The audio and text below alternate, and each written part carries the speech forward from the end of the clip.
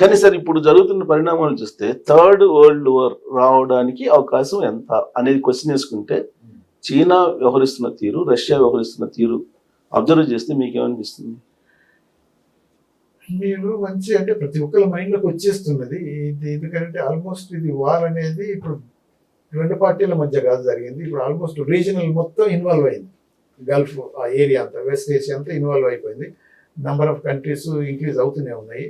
So ఇప్పుడు అదే మనం ఈరోజు లేటెస్ట్గా చూసినట్టయితే కొలంబో మన శ్రీలంక వాటర్లలో ఉన్న ఇరానియన్ షిప్ను కూడా వీళ్ళు అమెరికన్స్ డిస్ట్రాయ్ చేసి ఆల్మోస్ట్ 100 మంది దాకా వాళ్ళు ప్రాణాలు కోల్పోయినట్టుగా న్యూస్ వస్తున్నది. తర్వాత చైనా కూడా వార్నింగ్ ఇస్తుంది. వాళ్ళ ఫారెన్ మినిస్టర్ స్పోక్స్ పర్సన్ కూడా we oppose this and then if necessary will help Iran అని కూడా ఓపెన్గా వచ్చేసింది. ఇంకొక 5-6 రోజుల్లో ఇది యాక్టివిటీస్ ఎక్కువైపోతే చైనా నార్త్ కొరియా ఇప్పటిదాకా సైలెంట్గానే ఉంది.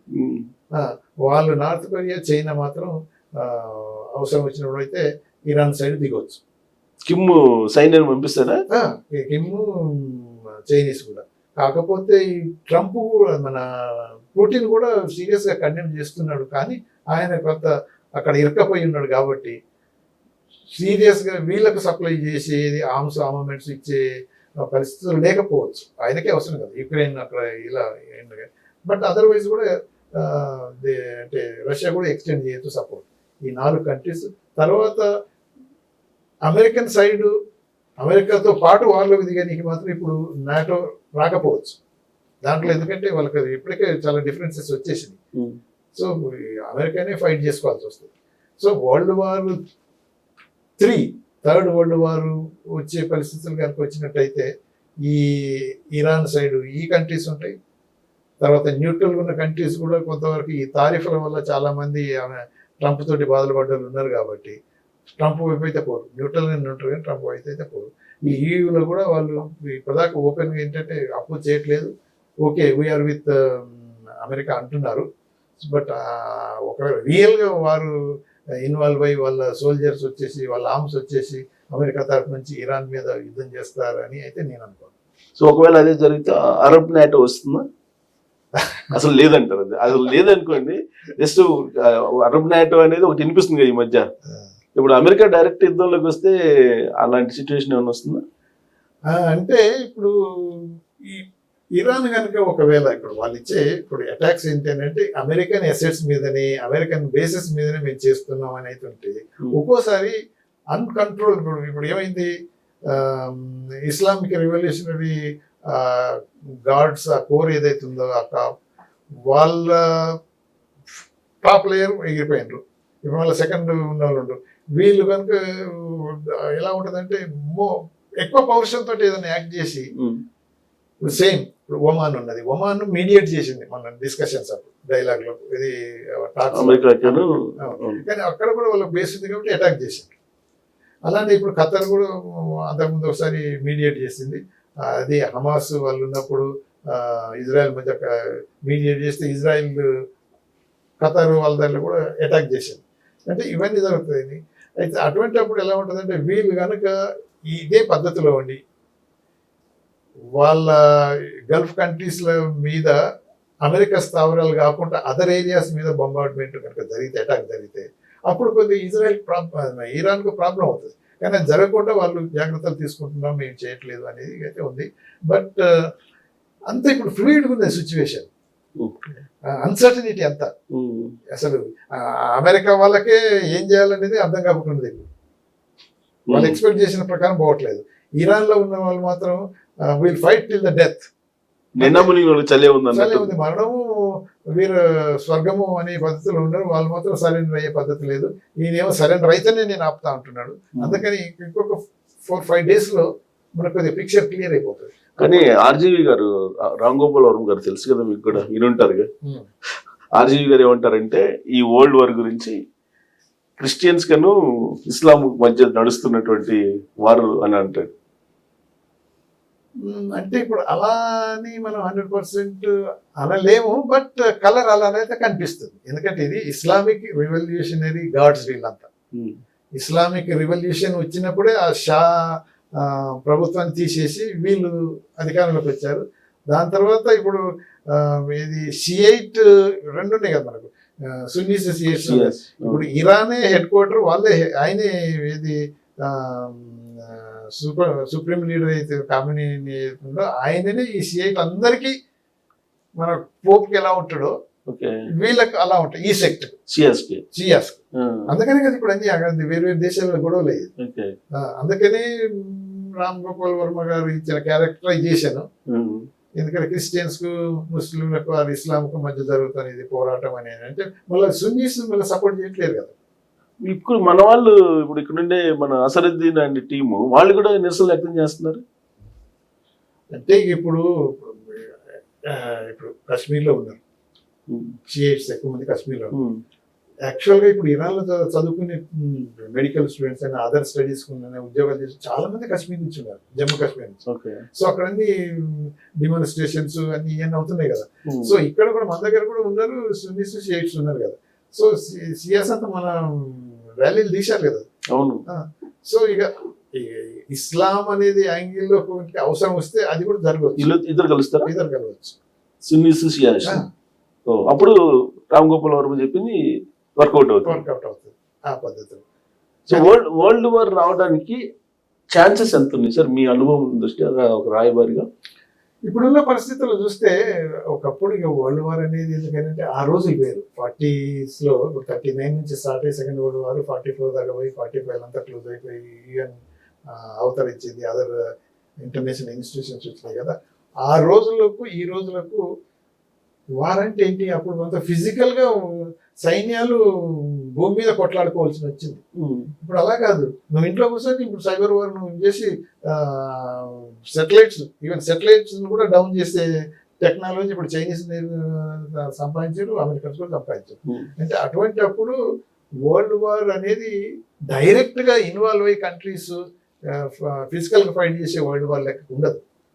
ఒకవేళ అయితే ఇప్పుడు ప్రాక్సీ వార్స్, ఇప్పుడు చైనీస్ ను డౌన్ చేయాలని ఇరాన్ ఒకటే టార్గెట్ కాదు, ఇప్పుడు అమెరికా చూస్తున్నాం కదా. వాళ్ళ ఎనర్జీని సప్లైస్ అన్ని కట్టేజ్ చేయాలని వాళ్ళ ప్లాన్ ఉన్నది. తర్వాత ఇదేంటంటే ఈ డెవిల్స్ థియరీ అంటది, ఇది ఆర్మమెంట్స్ అనేది డిఫెన్స్ ఇండస్ట్రీ అంతా అమెరికాలో ఉంది కదా. వాళ్ళు ఏంటంటే ప్రొడక్షన్ చేసిన ఆయుధాలు మళ్ళీ అవి కూడా ప్రయోగించాలి, మళ్ళీ నెక్స్ట్ ప్రొడక్షన్ రావాలి. సో ఆ థియరీలో వాళ్ళు పోయి ఇటువంటి వార్స్ క్రియేట్ చేస్తున్నారు. అది అయితే ఆ థియరీలు క్రియేట్ చేసినప్పుడు ఆ వారు ఎక్కువైపోయినప్పుడు వాళ్ళ అసెట్స్ కూడా దెబ్బతిని నష్టం అయిపోయే స్టేజ్ వస్తే వరల్డ్ వరకు పోరు. ఇప్పుడు ఆల్రెడీ ఇప్పుడు వాళ్ళ ఆయుధాలు ప్రయోగించడం ఏదేది ఎలా పనిచేస్తుందో అది ఇరాక్ లో కూడా అదే చేశారు, టెస్టింగ్ దేర్ ఆర్మ్స్. ఇప్పుడు కూడా అదే పద్ధతులు ఇలా చేస్తున్నట్టు. మనం ఇరాక్ వచ్చినప్పుడు మనకు సెకండ్ వరల్డ్ అదే అసలు ఆ వారు పెద్దగా స్ప్రెడ్ అయిపోయి స్పిల్ అయ్యి అంటే మొత్తం ఎంటైర్ గల్ఫ్ అంతా ఇన్వాల్వ్ అవుతుంది అనుకున్న పద్ధతిలో అప్పుడు ఏమనుకుంటే పాపం సద్దాం హుసేన్ రష్యా మీద ఆధారపడి ఉన్నాడు. అప్పుడు రష్యా సపోర్ట్ చేయలేకపోయింది, ఎక్సెప్ట్ యుఎన్ సెక్యూరిటీ కౌన్సిల్ ఏదో అపోజ్ చేయడం తప్ప ఆయుధాలు కానీ men and material A supply ఏం చేయలేదు. సో అందుకని బుష్ అంటే he was able to carry on his all what ever activities and attacking మన ఇరాక్లో జరిగింది. అలాగే గడాఫీ కూడా వీళ్ళ హెల్ప్ మీద, రష్యా హెల్ప్ మీద ఆధారపడి పనిచేసుకున్నాడు. అక్కడ కూడా ఏం చేయలేకపోయాడు. సో ఇప్పుడు కూడా ఇరాక్ అలాంటి పరిస్థితి ఉండి ఇరాన్ కూడా అంటే సబ్మిట్ అయిపోతుంది అని ఎజంప్స్ తోటి ట్రంప్ పోతున్నాడు. కానీ ఇది కొద్దిగా రివర్స్లో దెబ్బతింటది వాళ్ళకి. ఇరాన్ మాత్రం సరెండర్ కాదు. కానీ సార్ అమెరికా టోటల్ గా ఆర్థికంగా చాలా దారుణమైన పరిస్థితిలో ఉంది. వాళ్ళ దగ్గర ఉన్న ఆయుధాలు ఎక్స్పైరీ డేట్ చాలా వచ్చేసాయి, వాటిని వాడుకోవడానికి దీన్ని క్రియేట్ చేశారు అనేది ఎంతవరకు? ఎగ్జాక్ట్లీ అది. ఇప్పుడు ఇరాక్ వాళ్ళకు చూసినప్పుడు ఏంటి, వాళ్ళ ఆర్మ్స్ అనేది ఉపయోగించుకోవాలి, అవన్నీ టెస్ట్ చేసుకోవాలి, అవన్నీ ఖర్చు అయిపోవాలి. ఇప్పుడు కూడా అంతే ఉంటుంది. ప్రతి చోట ఒక పీరియడ్ దాకా ఇవన్నీ వాళ్ళు ప్రొడక్షన్ చేస్తే అవి వాడకపోతే ఏమవుతుంది, ఆ డిఫెన్స్ ఇండస్ట్రీ అంతా పనిచేయకుండా పోతుంది కదా. దాని మీదే కదా ఇప్పుడు అమెరికన్ ఎకానమీ చాలా వరకు ఆధారపడింది. ఇప్పుడు F-16 కాంచి మొదలు పెడితే ఇప్పుడు F-35 ఇది లేటెస్ట్ 5th జనరేషన్ ఇవన్నీ ఆర్మ్స్ వస్తున్నాయి అనుకో. ఆ ఆర్మ్స్ వేరే దేశాలు కొనకపోతే వాళ్ళకు డిఫెన్స్ ఇండస్ట్రీ దెబ్బతింటది కదా. ఉమ్. ఈవెన్ మన ఇండియా మీద కూడా ఏదో F-35 ఫోర్స్ చేసి అమ్మటానికి ప్రయత్నం చేసిండు ట్రంప్. అవును. సో అంటే వాళ్ళది మీరు అన్నది కరెక్టే, అది అది ఆ థియరీ అది నడుస్తున్నాడు ఇప్పటి నుంచే కాకుండా మొదటి నుంచి కూడా. ఆ ఇండస్ట్రీ వాళ్ళే కదా ఇటువంటి ఈ వార్స్ అని నడిపించేది. సో ఇప్పుడు ఈ యుద్ధం సందర్భంగా ఇరాన్ ఆ చుట్టుపక్కల ఉండేటువంటి గల్ఫ్ కంట్రీస్ అన్నిటి మీద ఆయుధాలు వేస్తుంది. ఇప్పటి వరకు ఆ కంట్రీస్కి ఆయుధాలతో అవసరం లేదు, వాళ్ళు ఏదో ఆయిల్ అమ్ముకుంటున్నారు, బ్రహ్మాండంగా ఉంది, వాళ్ళకి సంబంధం లేదు. ఇప్పుడు వాళ్ళు కూడా కొనాల్సిన పరిస్థితి తీసుకొచ్చింది అమెరికా. అదే కదా ఇప్పుడు వాళ్ళు ఏమనుకున్నారు, దుబాయ్ సేఫెస్ట్ కంట్రీ, ఎక్కడ పోయినా ఏమి కాదు, అమెరికా హస్తం ఉన్నది, మేము అభయం ఇస్తున్నాం, ఏమి ఇక కూడా వాళ్ళంటే ఎక్కడ బుర్జ్ ఖలీఫాని లేపేస్తామని వీళ్ళు అంటున్నారు. అంటే ఏ కంట్రీ కూడా ఈ అమెరికన్ బేసెస్ ఎక్కడ ఉన్నాయో అక్కడ ఇరాన్ దాడి చేయగలుగుతుంది. అది కొద్దిగా ఇరాన్ కనుక ఒకవేళ వీళ్ళు అమెరికాకు సపోర్ట్గా ఏదైనా ఇరాన్ మీద ఏదైనా వీళ్ళు ఆలోచన పెడితే అటాక్, ఇరాన్ ఈజీగా వీళ్ళందరినీ టార్గెట్ చేస్తుంది. అమెరికా ఏమి సేవ్ చేయలేదు. ఈ అంత ఇప్పుడు ఇజ్రాయలే ఇన్ని డోములు అన్ని డోములు ఎన్ని పెట్టుకున్నా కానీ సఫర్ అవుతున్నది. సో అటువంటి అప్పుడు సేఫెస్ట్ ప్లేసు అమెరికన్ ప్రజెన్స్ వల్ల మనకు హాయిగా ఉంటుంది అనేది ఆ కాన్సెప్ట్ ఇప్పుడు అర్థం అవుతుంది వాళ్ళకి. సో కాబట్టి వీళ్ళు కూడా ఆయుధాలు పోటీ పడి కొనాల్సిందే. అది కరెక్టే, ఆయుధాలు వీళ్ళకే అమ్ముతారు వాళ్ళు అమెరికా. ఇది ఒక రకమైన స్ట్రాటజీ వాళ్ళది. ఎగ్జాక్ట్లీ, అది కూడా నిజమే. సో వాళ్ళది కావాల్సింది ఫైనల్ గా అమెరికన్ బిజినెస్, ఆయిల్ ఉన్న ఏరియాస్ లో వాళ్ళ దగ్గర డబ్బు ఉంది, వాళ్ళు కొనగలుగుతారు. ఈ మధ్య కాలంలో సార్ ట్రంప్ సౌదీకి వచ్చాడు, వచ్చి ఏదో కామెంట్ చేశారు, మీకు కూడా గుర్తుండే ఉంటుంది. ఆ సౌదీ రాజు భవనం చూసిన తర్వాత ఇంత విలాసవంతమైన నేను నాకే లేదు అని చెప్పి ఏదో అన్నాడంట. దాని ఎఫెక్ట్ కూడా ఉంటుందా? అంటే అదే ఇప్పుడు ట్రంప్ యాక్చువల్గా ఏది లీడర్స్, పబ్లిక్ లీడర్స్ వేరు, ఏది బిజినెస్ లీడర్స్. ఈయన బిజినెస్ లీడర్. సో బిజినెస్ మైండే తప్ప ఆయనకు ఒక ప్రజాసేవ, ఒక దేశాన్ని నడిపించడం అనేది, తర్వాత అభివృద్ధి చెందడం అదంతా సెకండరీ. అందుకని ఖతర్ వాళ్ళు అది ప్లేన్ ఇచ్చినప్పుడు ఎంత ఎంత ఎంత క్రిటిసిజం వచ్చింది, ఎంత డిస్కషన్ అయినా కానీ లెక్క చేయలేదు. దాన్ని రీఫర్బిట్ చేసి మోడర్నైజ్ చేయడానికి ఎన్ని మిలియన్స్ ఆఫ్ డాలర్స్ ఖర్చు పెట్టాల్సి వచ్చింది. అయినా కానీ ఎస్ మీరు అన్నట్టు ఇంత విలాసవంతమైన ప్యాలెస్లలో ఉన్నప్పుడు మరి నేనెందుకు ఉండకూడదని ఏది వైట్ హౌస్ పక్కకు ఉన్నది ఫస్ట్ లేడీ ఆడుకునేది బాల్ రూమ్ అవన్నీ మొత్తం కొరగొట్టించండి కదా. అది కూడా పెద్ద క్రిటిసిజమే. సో ట్రంప్ అంటే నేను ఇంత సూపర్ పవర్ను, అమెరికా అధ్యక్షుని, నాకు ఏమి ఇటువంటి ఏమి లేమంటే మరి ఇది రాజు, మరి ఎలక్టెడ్ ప్రెసిడెంట్, అది ఎలా అవుతుంది? But anyway Trump totally different. దేనికైనా తను అనుకునే తనకు కావాలనుకుంటాడు. కానీ మీరు అన్నట్టు అతను ఫుల్ పొలిటీషియన్ కాదు, బిజినెస్ మ్యాన్. జనరల్ గా ఈర్ష్య కూడా ఉంటుంది, తనకన్నా పైన డబ్బు ఉన్నట్టు ఈర్ష్య ఉంటుంది.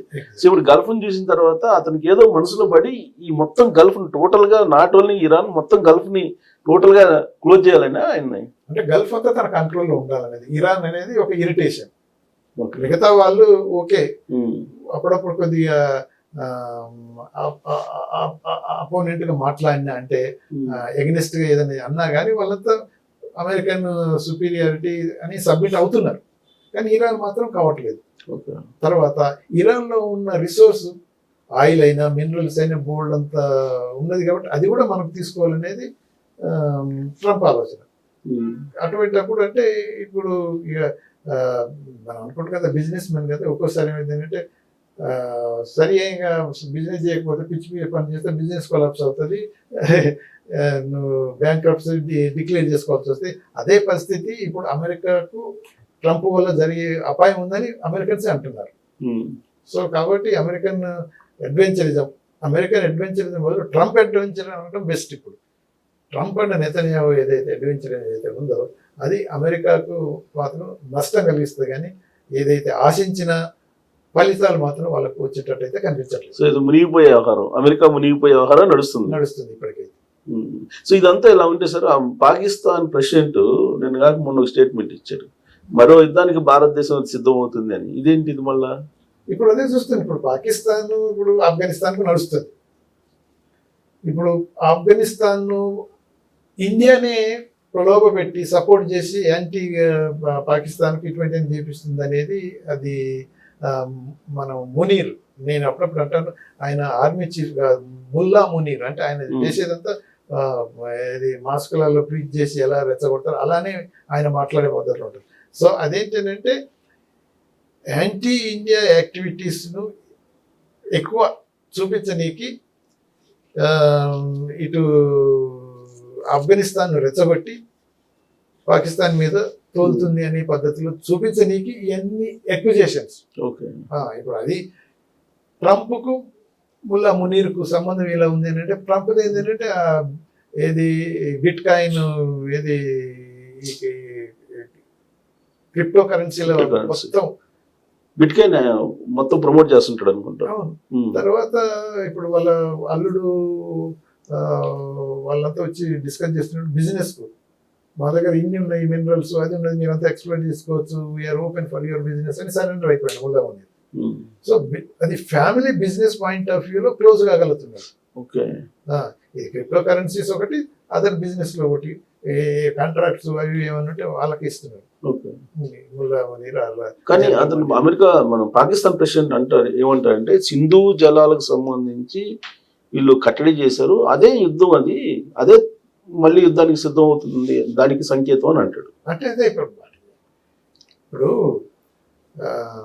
పాకిస్తాన్ సైడ్ ఏమన్నా అనొచ్చు, కానీ ఇప్పుడు మనకేంటంటే ఈ ట్రీటీ ఏదైతే మనం అప్పుడు 60s అప్పుడు చేసుకున్న ట్రీటీ ఏదైతే ఉందో అది ఇక అప్పటిగా నెహ్రూ గవర్నమెంట్ లేకపోతే మన అదర్ ఇండియన్ గవర్నమెంట్ కొంతవరకు ఏమన్నా కన్సిడరేటివ్గా ఉండి, సరే వాళ్ళు విడిపోయారు, వాళ్ళు దూరం అయిపోయారు, అయినా కానీ మనం అప్పుడు మనం వాడుకోలేని పరిస్థితులు ఉన్నది ఆ వాటర్ అంతా. ఇప్పటికి కూడా మనం ఇమీడియట్గా వాడుకోలేము, దానికి అంతా ఒక ఇన్ఫ్రాస్ట్రక్చర్ డెవలప్ చేయాల్సి వస్తుంది. ఇప్పుడు మన వాటర్ డైవర్ట్ చేయాలంటే ఉట్టిగానే రాదు అది, సో ఇట్ టేక్స్ టైం. కాకపోతే ఏంటంటే ఇప్పుడు కొన్నిసార్లు ఆ ఫ్లడ్స్ వచ్చేటప్పుడు మనం వాళ్ళకు సహకరిస్తున్నాం, ఇన్ఫర్మేషన్ ఇస్తున్నాం, కంట్రోల్ చేస్తున్నాం, ఇవన్నీ ఇప్పుడు మనం చేయని అవసరం లేదు. సరే మనం వాడుకున్నా వాడకపోయినా మనం కంట్రోల్ చేసామనుకోండి, ఒకసారి వదిలిపెట్టామనుకోండి అంతే వాషౌట్ అవుతాయి ఆ area under that what ever river, Sindhu river కింద ఉన్నాయి దెబ్బతింటాయి. అంటే ఇప్పుడు ఇది మనం కంట్రోలింగ్ స్టేజ్లో ఉండి కూడా మనం వాళ్ళు కన్సిడరేటివ్గా వాళ్ళకు ఎక్స్ట్రా కొంతవరకు వరాలు ఇచ్చినట్టే లెక్క. ఓకే, అంటే ఇప్పుడు అది వరల్డ్ బ్యాంక్ మీడియేషన్ తోటి వాళ్ళ ఆర్బిట్రేషన్ తోటి వాళ్ళ జరిగిన ఒప్పందాలు అవి.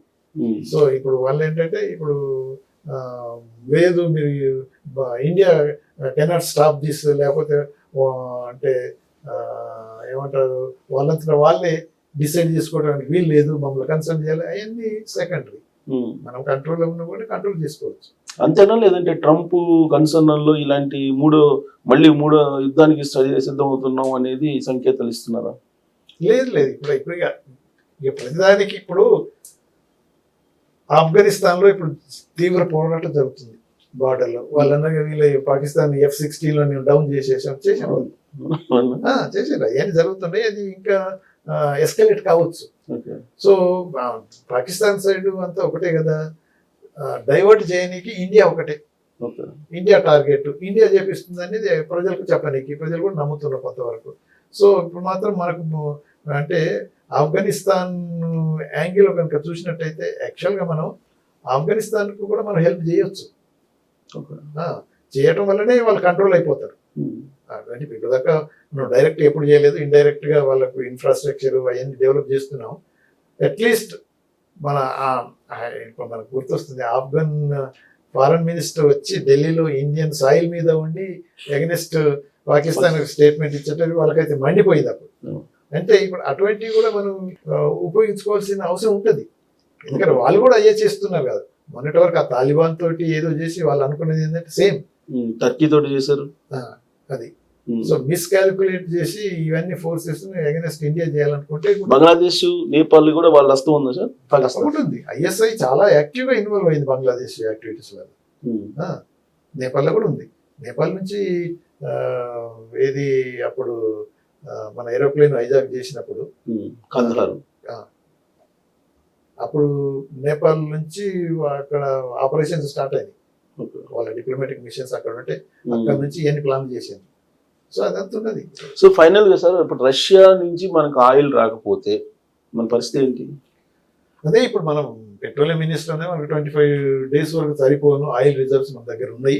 మనం ప్యానిక్ కావాల్సిన అవసరం లేదు. ఈ లోపుగా ఆల్టర్నేట్స్ కూడా మన ఇంక్లూడింగ్ ఇంక్రీజింగ్ ఏది పెట్రోల్ ఇంపోర్ట్ ఫ్రమ్ రష్యా కూడా ఆలోచిస్తున్నట్టు కనిపిస్తుందన్న మనకు వార్తలు వస్తున్నాయి. కాబట్టి ఏముందంటే మనం చైనా ఉందో చెప్పాం కదా, 40% ఆఫ్ ది రిక్వైర్మెంట్ ఇక్కడ నుంచి పోతుంది. ఇక్కడ బ్లాక్ అయిపోయినప్పుడు అక్కడ ఏదైతే వెనిజువేలా కూడా బ్లాక్ అయినప్పుడు వాళ్ళకు చాలా క్రైసిస్ వచ్చే పద్ధతులు ఉంటుంది. అంత క్రైసిస్ మనకు రాదు. మనకు రిజర్వ్స్ ఉన్నాయి, తర్వాత ఆల్టర్నేట్స్ కూడా ఉన్నాయి. ఏది ఈవెన్ ఇంక్రీజింగ్ ఇంపోర్ట్స్ రష్యా నుంచి కూడా చేసేస్తాం. వాళ్ళు ఏది ట్రంప్ మళ్ళీ మీరు ఇంక్రీజ్ చేశారు తీసుకున్నారు అని ఏదో మన మీద ఇంపోజ్ చేసి తారీఫులు చేస్తాం అనే పద్ధతి కూడా పోలేడు ఇప్పుడు. సో మనకు అంటే మనం అంతగా వరి కావాల్సిన అవసరం లేదు. బట్ ఒకవేళ ప్రొలాంగ్ అయితే మన రిజర్వ్స్ సగం వాడుకున్న 25 days అని డిక్లేర్ చేసిన కనీసం ఒక 15 రోజులు రిజర్వ్స్ వాడుకునే వరకే ఉంచుకోవాల్సి వస్తుంది. అంటే మళ్ళీ ఇంకా ఎమర్జెన్సీస్ రావచ్చు. సో ఈ లోపు ఈ 2 weeks లోపల ఒకవేళ ప్రొలాంగ్ అయితే మనం కూడా ఆల్టర్నేట్స్ కూడా మనం వెతుకోవాల్సిన అవసరం అయితే ఉంటుంది. కానీ ధరలు పెంచేస్తున్నారు అని మొదలు పెట్టారు. ఇవాళ మొత్తం పెట్రోల్ బంకుల దగ్గర క్యూ కట్టున్నారు జనాలు. అదే అంటున్నాం కదా, 10 to 12% 2 రోజుల్లో పెరిగిపోయింది ఇంటర్నేషనల్ మార్కెట్ లో. అవును. ఇక్కడ పెంచడం లోకల్ గా అదే ఇప్పుడు అక్కడ పెరిగినాయి కాబట్టి అన్ఫార్చునేట్ గా ఈ బీజేపీ గవర్నమెంట్ ఏంటంటే ఒకప్పుడు $110 బ్యారెల్ ఉన్నప్పుడు కూడా 65 రూపాయలకే లీటర్ దొరికింది ఆ ప్రభుత్వం ఉన్నప్పుడు. ఇప్పుడు 45 నుంచి $50 వచ్చినాక కూడా మనం 100 పైన పే చేయాల్సి వస్తుంది. ఇప్పుడు వారం వల్ల వచ్చింది కాబట్టి ధరలు పెరిగిపోయినట్టు మళ్ళీ పెంచే అవకాశం ఉంటుంది. ఇప్పుడు అదే భయపడుతున్నారు. అదే ఇప్పుడు అందుకే మన ఇదే వచ్చింది ఏంటంటే ఈ ప్రభుత్వంతో అంధభక్తులు ఉంటారు చాలా మంది. మోదీ గారు ఏం చేసినా, బీజేపీ గవర్నమెంట్ ఏం చేసినా దాన్ని అపోజ్ చేసేది ఏం లేదు, మనం కట్టాలి కదా అంటారు. అదే మరి ఇంటర్నేషనల్ మార్కెట్లో $50 దొరికినప్పుడు నువ్వు $110, $109 నువ్వు ఎందుకు కట్టాలి? ఇది దేశాభివృద్ధికి చేసుకుంటారు. ఎక్కడ దేశాభివృద్ధి జరుగుతుంది? అంత అదాని అంబానికి కట్టిపెట్టేసి ఇవన్నీ ప్రజలకు ప్రతి ఒక్కరు ఎఫెక్ట్ అవుతారు. ఇప్పుడు దీన్ని అవకాశంగా తీసుకొని ధరలు పెంచే అవకాశం ఉందా రిటైల్ గా? ఇప్పుడు ఉంది, అదే చెప్తున్నా, పెంచే అవకాశం ఉంది కాబట్టి దాన్ని అపోజ్ చేయాలి ప్రజలు. అది కరెక్ట్ కాదు. ఎందుకంటే ఈ రోజు మనం ఏదైతే ఈ 4 రోజులలో ఏదైతే మార్పు వచ్చి ధరలు పెరుగుతున్నాయో ఆ పెట్రోల్ తోటి కాదు కదా ప్రజలకు సప్లై చేసేది. ఏదో 15 రోజుల కింద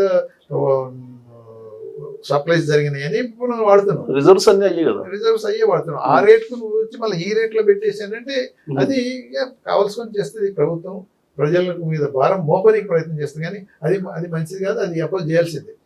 కాంగ్రెస్ ప్రభుత్వం అని, కాంగ్రెస్ పార్టీ అని కదా, అన్ని పార్టీలు అపోజ్ చేయాల్సింది. బీజేపీ అలయన్స్ లో ఉన్న పార్టీలు నోరు మూసుకోవడానికి కూడా వీలేదు. వాళ్ళు కూడా ఇప్పుడు చంద్రబాబు కూడా మాట్లాడాలి ఇది కరెక్ట్ కాదని. లేదంటే మీ కమాడిటీస్ పెరిగిపోతాయి కదా, ద్రవ్యోల్బణం డిస్టర్బ్ కాదు. అదే కదా, ప్రతి ఎఫెక్ట్ కాస్కేడింగ్ ఎఫెక్ట్. పెట్రోల్ ధర పెరిగితే ట్రాన్స్పోర్ట్ మీద పెరిగిపోతుంది, ఇండస్ట్రీస్ ప్రతి దానికి ధరలు పెరిగిపోతాయి.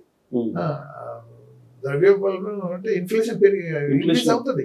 సో అలా జరగకుండా చూసుకోవాలి ప్రభుత్వం బాధ్యత. కానీ ఈ ప్రభుత్వాన్ని మాత్రం ఇప్పటిదాకా మన ఎక్స్పీరియన్స్ ఏంటంటే వాళ్ళకు సందు దొరికితే ప్రజల మీద మోపాలి, తగ్గించేది లేదు. ఎప్పుడు తగ్గించారు? వాళ్ళు అన్నది ఏంటంటే ఇది కాంగ్రెస్ యూపీఏ గవర్నమెంట్ ఉన్నప్పుడు ఏంటంటే ఇంటర్నేషనల్ ప్రైసెస్ బట్టి పెరగటం తరగటం జరుగుతుంది అని వాళ్ళు అన్నారు.